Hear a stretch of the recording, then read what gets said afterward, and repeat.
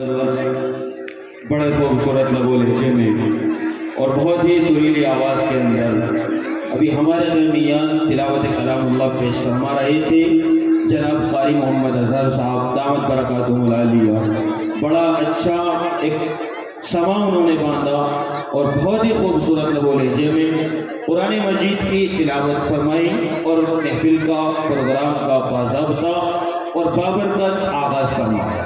یقیناً قاری صاحب کی آواز کے اندر ایک کشش تھی، ایک جادو تھا جو سامعین کے قلب و جگر کو ایک مٹھاس پہنچا رہا تھا اور ایسا لگ رہا تھا اور ہر شخص یہ چاہ رہا تھا اور ہماری اندر سے طبیعت یہ چاہ رہی تھی کہ قاری صاحب قرآن مجید کی تلاوت کرتے رہیں۔ بڑا اچھا ایک سما انہوں نے باندھا۔ حاضرین گرامی قدر، پروگرام کو آگے بڑھانے سے پہلے قاری صاحب کی قرات سے خوش ہو کر کے مدرسہ حاضہ کے ناظم اعلیٰ فاضل نوجوان جناب حضرت مولانا محمد اشرف صاحب دامت برکاتہم العالیہ کی طرف سے قاری صاحب کو 500 روپے کا ایک بڑا انعام دیا گیا ہے۔ اللہ تعالیٰ جزائے خیر عطا فرمائیں۔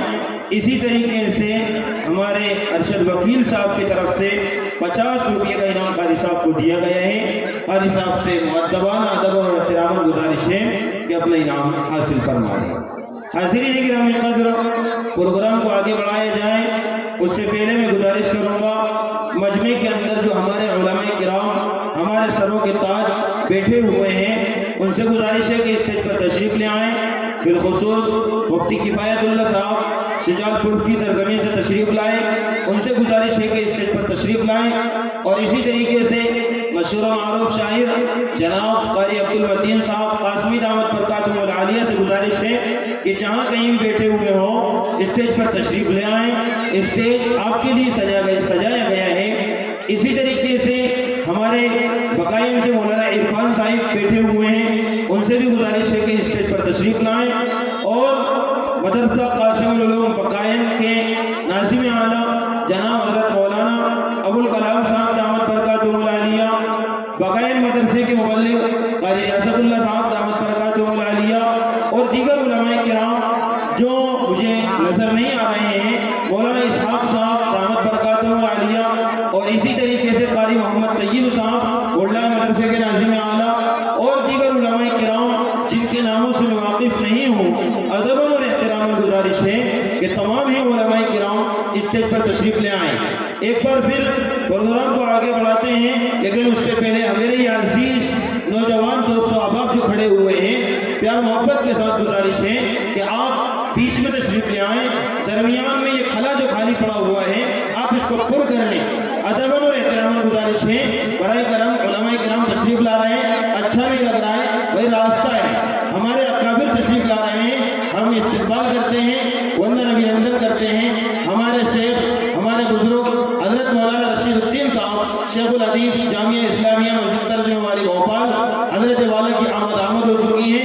میں مدرسے کے ذمہ دار اور مدرسے کے اراکین کی طرف سے اہلا و سہلا و مرحبا کا نذرانہ پیش کرتا ہوں اور استقبال کرتا ہوں۔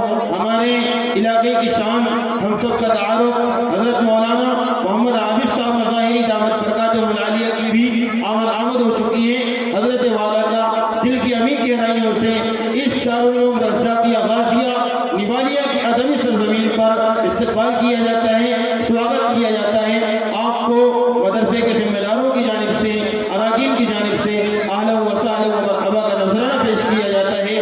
اسی طریقے سے ان کے ساتھ تشریف لائے حضرت مولانا ریاست اللہ صاحب دامت برکاتہم العالیہ، ان تمام اپنے علماء کرام کا استقبال کرتے ہیں، سواگت کرتے ہیں۔ اور آپ حضرات بڑی گوناگون مصروفیات کے باوجود اور بڑے قیمتی مشاغل کے باوجود آپ حضرات نے ہماری ذکیر سی دعوت پر لبیک کہا، ہم اس پر آپ کے بہت بہت ممنون و مشکور ہیں۔